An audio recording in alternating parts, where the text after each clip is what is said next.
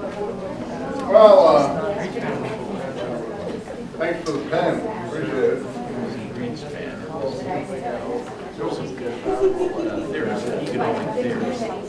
So, I want to talk about D.H. Lawrence. You say, why are we doing D.H. Lawrence in an American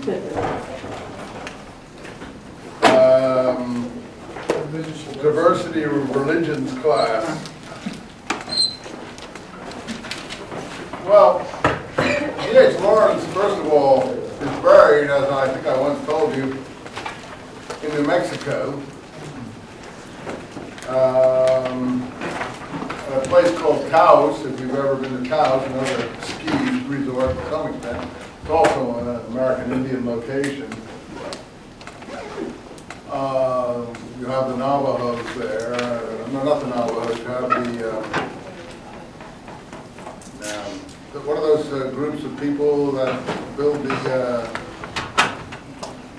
sort of buildings? What do they call those Indians there? No, what are they? Pueblos, yeah, Pueblos. That's not really an Indian name, that's a Spanish name, so I don't know what their tribal name is. Spanish called them Pueblos because they had house-like buildings or structures. You can see buildings like that if you go to Morocco. I've seen buildings like that on the way out of Marrakesh down through the Atlas Mountains, through what they call the palmeries, where they have big palm groves going down the rivers to the Sahara Desert, where the rivers just run out. But along the river palmeries, they have buildings like those pueblos. I always wondered if people from Morocco ever sort of came over the Atlantic and got to Southwest Mexico and those places and came up. But it could just be an accidental resemblance. In any event, in Taos there's a big pueblo. In case you've never heard the name exactly, it's spelled like that. Now I've got a pen. So he's buried outside of Taos in a little, he called it a ranch, but it's not really a ranch, it's a little sort of well, I wouldn't call it a shack, but a wooden kind of structure, a little more than a shack, a little less than a house, out on a hillside outside north of Taos. And I recommend you visiting that if you go to New Mexico. There's a tomb there and everything. Because he lived there for a certain amount of time, and he was very inspired by Native American Indian sort of life. He wrote about the Hopi Indians,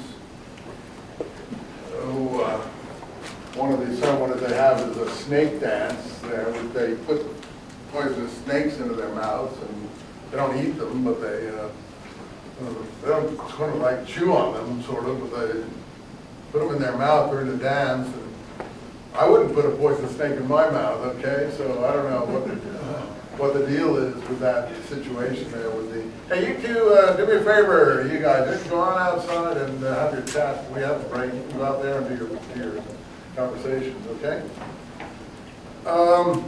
Because we got plenty of time for breaks, and I'm not bothering about that. Anyway,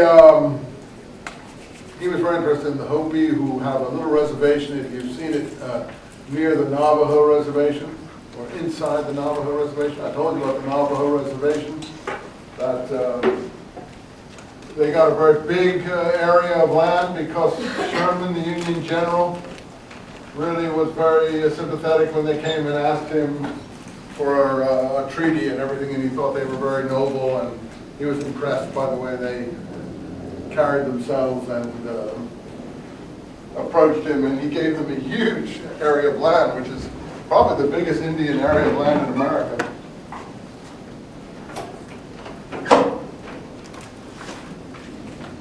So all that, if you go to northern New Mexico, eastern Arizona, you can see all those sacred lands of various tribes that are quite populous out there. Still, and the pueblos and the jewelry being sold out there on the roads, you'll see it everywhere. So, but do go to D.H. Lawrence's so-called ranch. I don't think it was a ranch, just a little house in a little hill area.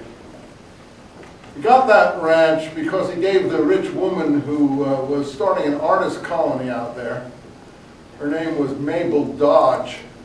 Mabel Dodge. She was married to one of the Pueblo Indian chaps too, so she was called Mabel Dodge Lujan.